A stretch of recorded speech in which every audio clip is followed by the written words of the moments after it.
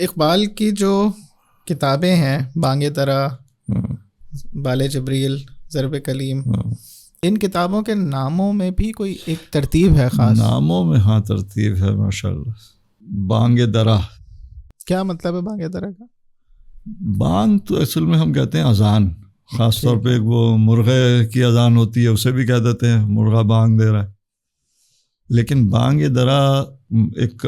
میں عرب کا اس لیے حوالہ دے رہا ہوں کہ وہاں چونکہ صحرا میں قافلے چلتے تھے اور اس قسم کی سواریاں تو تھیں نہیں، اونٹ کے اوپر سواری ہو رہی ہے، سفر ہو رہا ہے، یا پیدل ہو رہا ہے، یا کبھی کبھی گھوڑوں پہ بھی ہو رہا ہے یا خچر پہ ہو رہا ہے، لیکن اونٹ روایتی طور پر سفر کا ذریعہ تھا۔ تو جو قافلے چلتے تھے وہ بہت طویل ہوتے تھے، ایک تو وہ بھی تھا لوٹ مار کا یا ڈاکوؤں کا اور ان کا رہزنوں کا خطرہ، اس کی وجہ سے بھی لوگ انفرادی سفر نہیں کرتے تھے کہ ایک اکیلا آدمی صحرا میں کسی دوسرے ملک جا رہا ہے، تو وہ بھی یہ تھا کہ قافلوں کی شکل میں سفر کرتے تھے تاکہ بہت سے لوگ ہوں گے تو جو بھی کوئی آزمائش آئے گی اس میں ذرا مقابلہ کرنا آسانی ہوگی۔ بانگ درا جو ہے یہ دراصل وہ جو قافلے چلتے ہوئے اونٹ کے گلے میں گھنٹی باندھی جاتی تھی جس سے کہ وہ چلنے سے اس کی آواز نکلتی تھی، تو اس میں دونوں باتیں ہیں، ایک تو یہ کہ اس کی جو موسیقیات اور اس میں جو ایک ترنم سا پیدا ہوتا ہے اس سے ایک اس کے اونٹ کے چلنے میں ایک آہنگ اور ایک ردم انگریزی میں کہیں گے کہ وہ پیدا ہوتا ہے، ایک تو وہ حوالہ بھی۔ اس کے علاوہ اگر رات کو قافلہ سویا ہوا ہے اور صبح اٹھ کے چل رہا ہے تو وہ جب اونٹ شروع کریں گے تو وہ جو اس کی آواز ہوگی گھنٹیوں کی، اس سے وہ جو ابھی تیار نہیں ہیں، سو رہے ہیں یا ابھی مستعد نہیں ہے، وہ بھی سب اٹھ کے بیٹھ کے چوکس ہو جائیں گے، بھائی قافلہ جا رہا ہے جلدی بھاگو چلو ہم بھی چلیں۔ تو بانگ درا جو ہے یہ قافلے کے چلنے کے لیے ایک قسم کا اعلان روانگی، سوئے ہوں کو اٹھانے کے لیے تو وہ جو بانگ درا ہے وہ دراصل قافلے کی گھنٹیوں کی وہ آواز جو کہ سوتے ہوئے لوگوں کو، غافل لوگوں کو اٹھا کر مستعد کر کے چلنے پہ آمادہ کرے۔ تو وہ اقبال نے ایک علامتی طور پر وہ لیا کہ اگر میری قوم سوئی ہوئی ہے اور میری قوم کو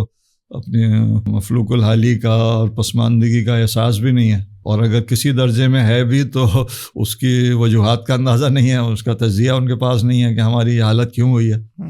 تو وہ انہیں جگانے کے لیے اگر اللہ نے میرے دل میں کوئی بات ڈالی ہے، مجھے کچھ توفیق دی ہے، کچھ بات میرے فہم میں آئی ہے، تو میرا فرض ہے کہ میں اپنی قوم کو بیدار کروں۔ اور اس میں بھی اقبال کی شاعری میں بہت ایسی چیزیں آتی ہیں، دیکھا ہے جو کچھ میں نے اوروں کو بھی دکھلا دے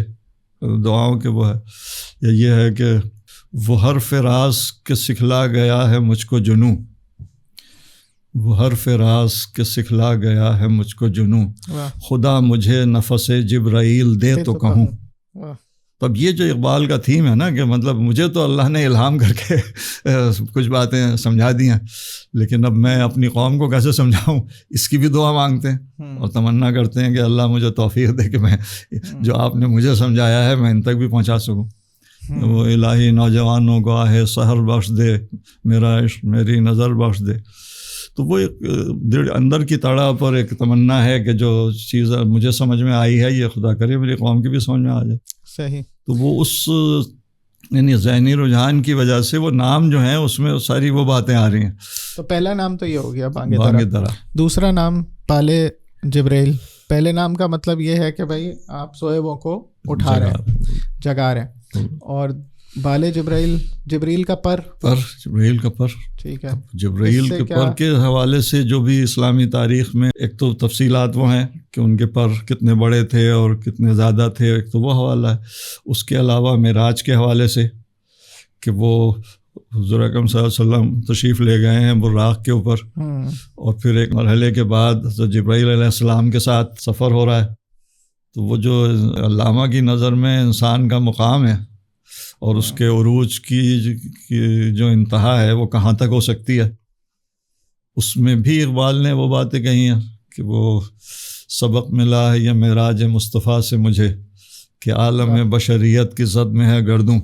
وہی والی بات جو آتی ہے، مجھے عشق کے پر لگا کر اڑا، میری خاک جگنو بنا کر اڑا، خرد کو غلامی سے آزاد کر، جوانوں کو پیروں کا استاد کر۔ تو سوئے ہوئے قافلے کو جگا دیا، گھنٹیاں بجا کر, اور پھر اسے جبرائیل کے پر لگ گئے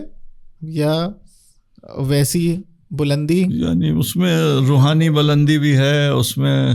یعنی تخیل کی بلندی بھی ہے, اس میں عزائم کی بلندی بھی ہے, اس میں اپنے مقام کو وہاں دیکھنا کہ میں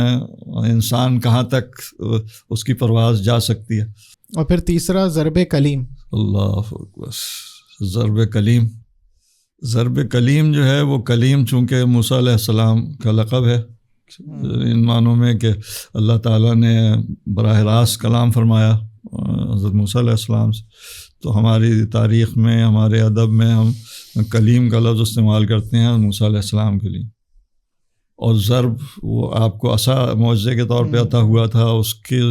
معجزات کی تفصیلات جو قرآن میں اور احادیث میں ہیں اس میں وہ ہے کہ ضرب ماری تو کچھ ہو گیا غیر معمولی موزانہ. پانی کے 12 چشمے نکلے تھے, اس میں بھی وہ تھا کہ جب بنی اسرائیل کو پانی کی ضرورت پڑی اور انہوں نے اللہ تعالیٰ سے دعا کی کہ صحرا میں پانی چاہیے زندہ رہنے کے لیے, تو اللہ نے کہا کہ کوئی بات نہیں, اس پتھر پہ مارو تم. تو وہ ضرب کلیم جو ہے وہ سنگلاخ زمینوں سے جو ہے وہ پانی کے چشمے پھوٹ پڑتے ہیں. اس وقت تو وہ معجزہ تھا, لیکن یہ کہ علامہ اس سے جو اس کے استعارے سے جو فائدہ اٹھاتے ہیں کہ ضرب کلیم جو ہے وہ اس میں یہ طاقت ہے کہ وہ راستہ بنا سکتی ہے, غیر معمولی کام اس سے کیے جا سکتے. تو ضرب کلیم جو ہے وہ استعارہ ہے, علامت ہے ایک روحانی اور کہنا چاہیے الوہی مدد کے ساتھ. بندہ مومن بڑے سے بڑا کام کر سکتا ہے, غیر معمولی کام کر سکتا ہے, بعض اوقات قوانین قدرت پہ غالب آ کر کوئی کارنامہ دکھا سکتا ہے چونکہ وہ اللہ کا دیا ہوا معجزہ ہے. تو ضرب کلیم جو ہے وہ اقبال نے بہت جگہ اس طرح سے استعمال کیا کہ تھا نا, عصا نہ ہو تو کلیمی ہے کار بے بنیاد. وہ اس قسم کے بھی اشعار اقبال نے کہے کہ کلیم کے ساتھ عصا بھی ہونا چاہیے. صحیح. اور پھر جو چوتھی کتاب ہے ارمغان حجاز, اس کا کیا مطلب ہے؟ ارمغان کہتے ہیں اصل میں تحفہ, گفٹ. اور حجاز وہ علاقہ مکہ مدینہ کا جو عرب کا وہ خطہ جہاں یہ علاقے. ارمغان حجاز جو ہے وہ ایک تحفہ ہے جو حجاز سے آیا ہے, یا حجاز کا تحفہ. اب اس میں وہ ساری ہدایت, وہ سارا پیغام, وہ ساری نصیحت جو میں نے عرض کی ہے حجاز کے مقدس مقام سے اٹھنے والے نبی اکرم صلی اللہ علیہ وسلم سے, تو وہ ارمغان حجاز بن جاتی ہے کہ وہ علامتی طور پر یعنی جو مسائل کا حل جو اس وقت کی بیماریاں اور اس وقت کی صورتحال کا علاج میں تجویز کر رہا ہوں, یہ جو مجھے ہدایت ملی ہے, جو نصیحت ملی ہے, یہ دراصل اس حجاز کے نور کا حصہ ہے, اس کی دین ہے.